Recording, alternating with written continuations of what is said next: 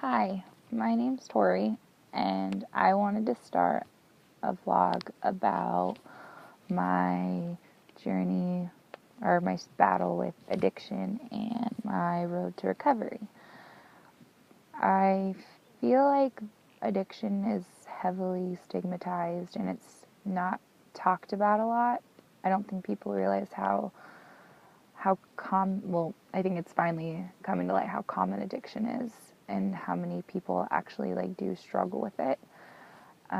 There's chances that you or someone you know or someone who's close to you or close to someone you know is an addict.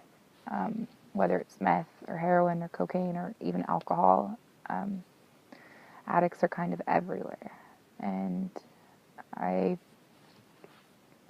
feel like it's not something that's really talked about due to fear of judgment or shame or for loads of reasons.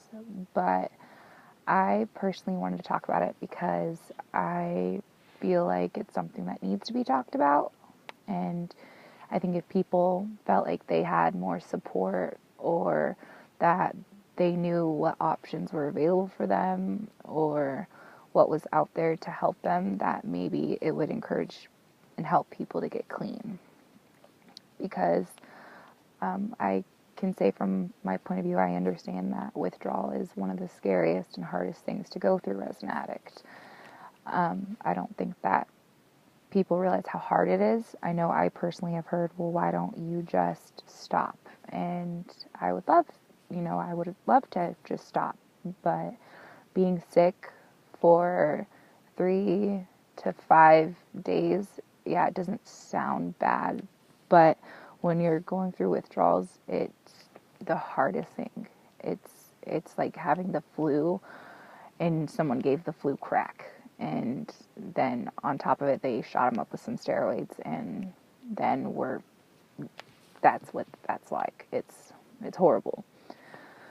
But so I kind of wanted to share a little bit of my struggles and my journey that I'm going through currently, and maybe it would help someone, either give them the strength or encouragement or answer some questions that maybe they had about ways to get clean, because I understand how hard it is.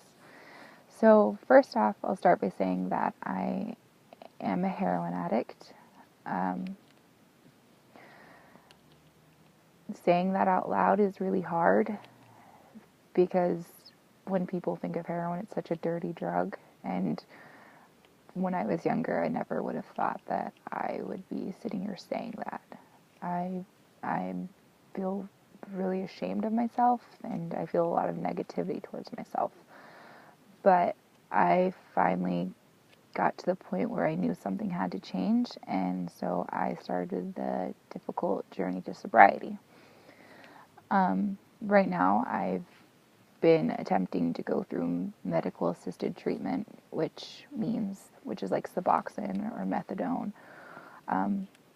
I've tried Suboxone and I didn't like it. I would be willing to make another video about that and about my journey, my brief journey with Suboxone, if anyone was interested.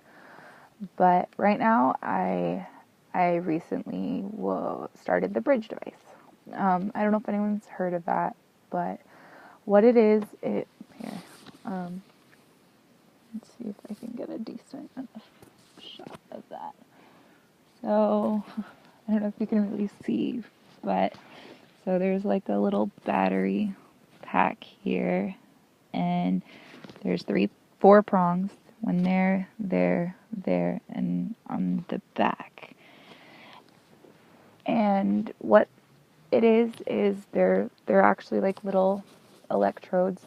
They're like a little needle, and they find nerves and they stick them in your ear.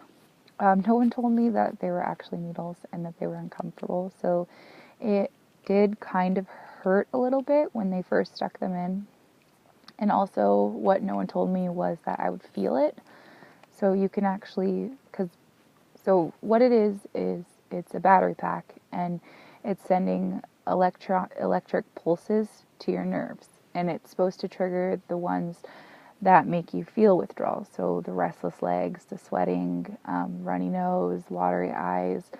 So it's supposed to trigger the nerves that cause those symptoms to happen, and it takes away or dullens the symptom. So you can actually feel this one right here. You can actually feel the pulses, and it's kind of like when you lick a battery. So you feel that every about 3 to 7 seconds, you'll feel a little shock, and you can feel it throughout the little things in your ear. And so when you first go in, they give you the withdrawal scale, and you answer honestly, and then they will rate you. They have a scale, and it goes from 0, I think it was up to like 26. And so what they found is average when people went in, they scored an average of 21 on the first day, like the day that they got it. My score personally was 16. And then they check you 15, 30, and then 60 seconds after, and they watch your levels drop. So mine went from 16, and then at the 10-minute mark, it dropped to 12, and then at the 30-minute mark, it was down to 6. Mine mostly stayed at a 6, so it didn't take away my symptoms completely, but going from a 16 to a 6 is pretty awesome. So I went from sweating, my nose pouring snot, my eyes watering, yawning uncontrollably. I had cold sweats and chills. I had restless legs really bad. And then come the half an hour mark, I had some mild discomfort in my legs. My nose was still a little runny, and that was about it. So anyone who's gone through withdrawals knows that if that's all you have to deal with, that's amazing. That's significant. And they actually give you comfort meds to help take care of those symptoms. So, when you have trouble sleeping, they give you something that you can take that will help you get through that and make you sleep, which is phenomenal because sleep is huge. So generally what they do is you have this on for 5 to 10 days, depending on how long your withdrawals last. On average, you have it for 5 days. And then you get it out and you either go about your life or you switch over to something called Vivitrol. I've just started my research into Vivitrol, and I haven't gotten my shot yet since I still have the bridge device. So I don't have a whole lot of information on that yet, but if anyone's interested, I would be willing to make a video about how my Vivitrol appointment went. If anyone's interested. But I mostly wanted to make this video because when I first got my bridge device, I had so many, I hadn't known a lot of information going into it. So since it's pretty new, it's only been released in the last year, and it's still relatively new. It's very expensive. Something that you might not know is there are some churches or recovery foundations that are in your state, they might donate it to you. For me, me and my boyfriend are going through this together, and he doesn't have insurance, so we actually had a ministry program donate his bridge device to him. These things cost anywhere from $600 to $1,500, so they're expensive. So if you can find someone, and if you're serious about your recovery, and they'd be willing to donate it to you, then it's worth looking into. My insurance luckily covered mine, so I didn't have to pay out of pocket. But when I went to go get it, when I had done my initial research about the bridge device, I didn't find a whole lot of anything. So I didn't know that, it kind of hurt getting it put on. I didn't know that you would actually feel it. I blindly assumed that it would take away all of your symptoms. And I wasn't, so there were some things that I didn't know that would have kind of been nice to go into.